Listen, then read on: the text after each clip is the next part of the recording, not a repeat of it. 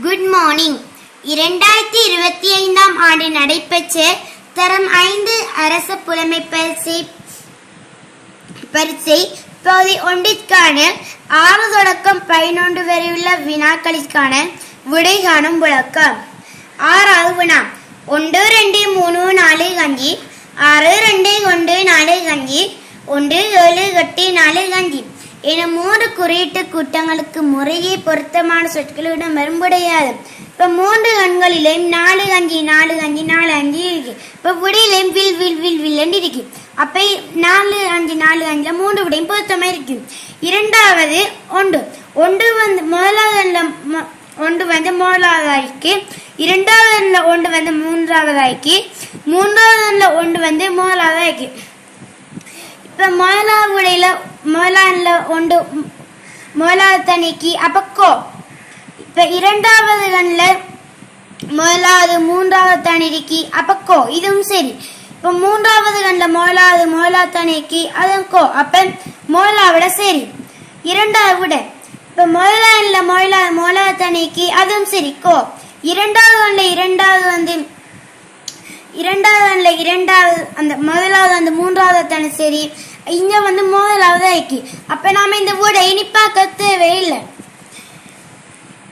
மூன்றாவது கோ கோ முதலாவது வந்து கோ, அது சரி. இரண்டாவது கண்ல முதலாவது வந்து மூன்றாவது அதுவும் சரி கோ. மூன்றாவது முதலாவது திங்க் அதுவும் கோ. இந்த அந்த 1 படி 3 விடையும் சரி. அடுத்ததாக 2 வந்து முதலாவது கண்லையும் இரண்டாவதாக காணப்படுகின்றது. அப்ப முதலாவது சொல்ல அப்ப இரண்டாவது சொல்லையும் வரணும் இங்க இக்கி. அப்ப நாம இரண்டாவது முதலாவது இனிப்பாக்க தேவையில்லை. மூன்றாவது இக் இருந்தா இவத்திலையும் இக் தான் நீக்கணும். அப்ப இரண்டாவது பொருத்தமாக்கி. அப்ப 6வது வினாவிற்கான விடை 3வது. அடுத்தது 7வது வினா. பின்வரும் விவரத்திற்கேற்ப எமது கிராமம் பற்றி தயாரிக்கப்பட்டுள்ள சரியான படம் யாது? எமது கிராமம் ஒரு மலைச்சாரலின் அடியில் உள்ளது. இந்த வசனத்தை பத்தி 3 படத்திலும் சரி. அடுத்ததாக கிராமத்தின் கீழ் அந்தத்தில் ஓர் ஆறு பாய்ந்து இறங்கும். அதேவேளை மலைச்சாரலிருந்து கிராமத்தின் நடுவில் பாய்ந்து இறங்கும் ஒரு கால்வாய் கிராமத்தின் அந்தத்தில் ஆறுடன் சேர்கின்றது. இப்ப வந்து கிராமத்தின் கீழ் அந்தத்தில் ஒரு 6 பாய்ந்து இறங்கும் வந்து 1லேயும் 2லேயும் 3லேயும் சரி. இரண்டாவது அப்ப நம்ம இனிப்பாக்க தேவையில்லை. அடுத்ததாக வந்து சொல்றாங்க, கிராமத்தின் நடுவில் பாய்ந்து இறங்கும் ஒரு கால்வாய் கிராமத்தின் அந்தத்தில் ஆறுடன் சேர்ந்தது. அதுவும் முதலாவது 3வது சரியா இருக்கின்றது. கிராமத்தின் ஒரு அழகான அருவியும் உள்ளது. எமது வீடு அருவிக்கு கிழக்கேயும் பாடசாலைக்கு மேற்கேயும் உள்ளது. இப்ப அருவிக்கு கிழக்கு வேண்டா எமக்கு முன்னுக்கு இருக்கிறது வடக்கு, எமக்கு வடக்கு இருக்கிறது கிழக்கு, எமக்கு இடக்கு இருக்கிறது மேற்கு, எமக்கு பின்னுக்கு இருக்கிறது தெற்கு. இப்ப எமது வீடு அருவிக்கு கிழக்கு வேண்டா அருவினைக்கு கிழக்கே வீடு இருக்கு. முதலாவதையும் சரி. மூன்றாவது அருவி இன்னைக்கு வீடு இன்னைக்கு மூன்றாவதையும் சரி. ஆனால் பாடசாலைக்கு மேற்கே. அப்ப வீடு பாடசாலைக்கு மேற்கே எமது இடக்கை பக்கம் தானே மேற்கு. அப்ப பாடசாலைக்கு மேற்கு வேண்டா முதலாவது தான் அதுக்கு பொருத்தமாகின்றது. அப்ப இதுக்கு 7வது வினாக்கு முதலாவது விட. 8வது வினா. அமெல் பிமெல் சமைல் ஆகிய மூவர்ண வீடுகளின் அமைவு தரப்பட்டுள்ள பெரும்படிப்படத்தில் முறையே ABCயினாலும் அவ்வீடுகளை தடுக்கும் பயணப்பாதை வட்டத்தினால் காட்டப்பட்டுள்ளன. அவர்கள் மூவர் தமது வீடுகளிலிருந்து ஒரே நேரத்திற்கு புறப்பட்டு அம்புக்குறிகளினால் காட்டப்படும் திசையில் ஒரே கதில் வட்டப்பாதை வழியே வருகின்றனர். யார் ஏனைய இருவரும் வீடுகளை முதல் கடந்து செல்வார்? இப்ப நாம இலவ காண்டத்துக்கு மையப்புள்ளியோட நடுவில் வச்சு 8 சம பகுதிகளா பிரிக்கணும். பிரிச்சா நம்ம மொத்தம் 8 கிலோமீட்டர் கருதுவோம். சொல்லிக்காங்க. பிறகு அமல் பிமல் சமல்டாய மூவனும் வீடுகள் அமைப்பு ABC. அப்ப A வந்து அமல்ற வீடு, B வந்து பிமல்ற வீடு, C வந்து சமல வீடு. இப்ப வந்து நம்ம மொத்தம் 8 கிலோமீட்டர் கருதிட்டோம் தானே. இப்ப வந்து ஃபர்ஸ்ட் அமல் வந்து பிமல் பிமல்ற வீட்டுக்கு போறேன். அதாவது 8 மேல் 1 பங்கு, அதாவது 1 கிலோமீட்டர். இப்ப பிறகு அமல் பிமல்ற வீட்டை போய் சமல்ற வீட்டுக்கு போக 8 மேல் 3 பங்கு, அதாவது 3 கிலோமீட்டர். இப்ப அமல் பயணம் செஞ்ச மொத்த தூரத்தை நாம் காண்றதுக்கு 3 கிலோமீட்டர் 1 கிலோமீட்டர் கூட்டினால் 4 கிலோமீட்டர். அப்ப அமல் பயணம் செஞ்ச மொத்த தூரம் 4 கிலோமீட்டர். அடுத்ததாக பிமல் சமல்ற வீட்டுக்கு போக 8 மேல் 3 பங்கு, அதாவது 3 கிலோமீட்டர். பிறகு பிமல் சமல்ற வீட்டை போய் அமல்ற வீட்டை போக 8 மேல் 4 பங்கு, அதாவது 4 கிலோமீட்டர். அப்ப பிமல் பயணம் செஞ்ச மொத்த தூரத்தை நாம் காண்பதற்கு 4 கிலோமீட்டர் 3 கிலோமீட்டர் கூட்டினால் அவர் பயணம் செஞ்ச மொத்த தூரம் 7 கிலோமீட்டர். அடுத்ததாக சமல் அமல்ற வீட்டை போக 8 மேல் 4 பங்கு, அதாவது 4 கிலோமீட்டர். பிறகு அமல்ற வீட்டை போய் பிமல்ற வீட்டு போக 8 மேல் 1 பங்கு, அதாவது 1 கிலோமீட்டர். இப்ப நம்ம சமல் பயணம் செஞ்ச மொத்த தூரத்தை நாம் காண்பதற்கு 4 கிலோமீட்டர் 1 கிலோமீட்டர் கூட்டினால் 5 கிலோமீட்டர். சமல் பயணம் செஞ்ச மொத்த தூரம் 5 கிலோமீட்டர். 9வது வினா, இவ்விரிவில் எத்தனை முக்கோணிகள் உள்ளன? அப்ப 8வது முதலாவது வினா, முதலாவது விடை. 9வது வினா, இவ்விரிவில் எத்தனை முக்கோணிகள் உள்ளன? 1 முக்கோணி, பிறகு 2 முக்கோணி, பிறகு 3 முக்கோணி. அப்ப இதன் மூலம் நாம் 3 முக்கோணிகளை பெறலாம். பிறகு இந்த முக்கோணி, இது ஒரு முக்கோணி, இது ஒரு முக்கோணி, இது ஒரு முக்கோணி. இதன் மூலமும் நாம் 3 பெறலாம். அடுத்ததாக இந்த முக்கோணி, இது ஒரு முக்கோணி, இது ஒரு முக்கோணி. இதன் மூலம் நாம் 2 பெறலாம். அடுத்ததாக இது ஒரு முக்கோணி, இதன் மூலம் நாம் 1 தான் பெறலாம். ஏனென்றால் நாம் எல்லா முக்கோணிகளை சேர்த்து விட்டோம்.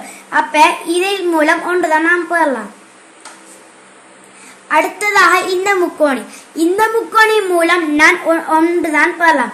ஏனென்றால் நாம் எல்லா முக்கோணிகளையும் சேர்த்து விட்டோம். அப்ப நம்ம இவ்வளத்தையும் கூட்டி விட்டால் இவ்வூரில் உள்ள முக்கோண எண்ணிக்கை வரும் 3 3யும் 2யும் 1யும் 1யும் கூட்டணும்.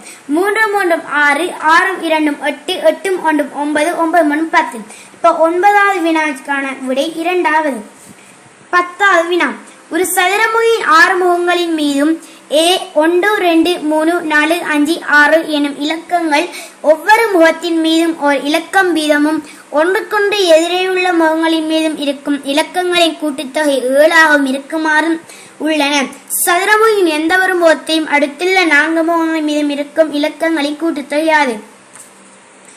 இப்ப அவைய சொல்லிக்காங்க, எதிரையுள்ள முகங்களின் மீதும் இருக்கும் இலக்கங்களின் கூட்டுத்தொகை 7 ஆண்டா 1க்கு எதிர்பக்கம் 6, 2க்கு எதிர்பக்கம் 5, 3க்கு எதிர்பக்கம் 4. இப்ப 1 மேலே இருந்தண்டா அது கீழான் அதில் எதிர்பக்கம் 6 இருக்கும். 3 இவத்தடி இருந்தண்டா அதுக்கு எதிர்பக்கம் இவத்தடியா 4 இருக்கும். 2 இவத்தடி இருந்தா அதுக்கு எதிர்பக்கம் 5 இந்த அழைக்கும்.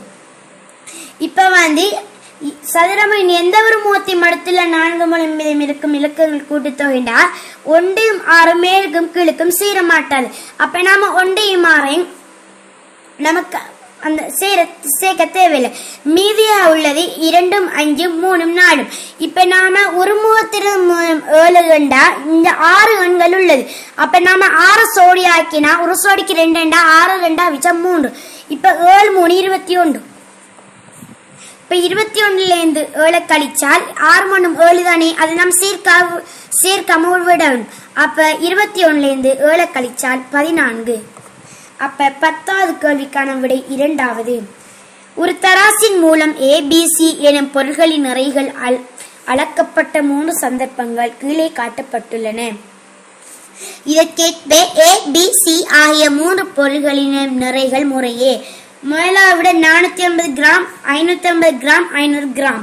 இரண்டாவது விடை 450 கிராம், 650 கிராம், 600 கிராம். மூன்றாவது விடை 600 கிராம், 800 கிராம், 750 கிராம். இப்ப வந்து ஏட வந்து ஒரு முள் அதிகம் பில சில ஏட வந்து 2 முள் அதிகம் பில. இப்ப வந்து அரைவாசி தராசு நம்ம தந்திக்கு முழு தராசு நம்ம தெரியல. அப்ப நாம இதுக்கு இலக்கங்கள் ஓட்டு பார்த்தா இதுக்கு 0 1 2 3 4 5. அப்ப இவத்தடி 5 அதோட ஒரு இலக்கம் கூடிய கெண்ட இவத்தடி 6 இருக்கும். அதோ பீல வந்து அதோட 2 முள் அதிகமாண்ட இவத்தடி 7 இருக்கும். இப்ப முதலாவடி நம்ம வச்சு பார்த்த 450 கிராம். 450 கிராம் வந்து பி வந்து ஏட வந்து 2 முள் அதிகமா தானேக்கு. அப்ப 450 கிராம்ல 100 அந்த 550 கிராம்டா அதுல வித்தியாசம் 100 கிராம். அப்ப 100 கிராம் 2 முளுக்கு தான் 100 கிராம் ஒரு முளுக்கு 50 கிராம். சரி 50. இப்ப 50 வந்தாண்டா நம்ம 550 இருந்து 50 கழிக்கணும்.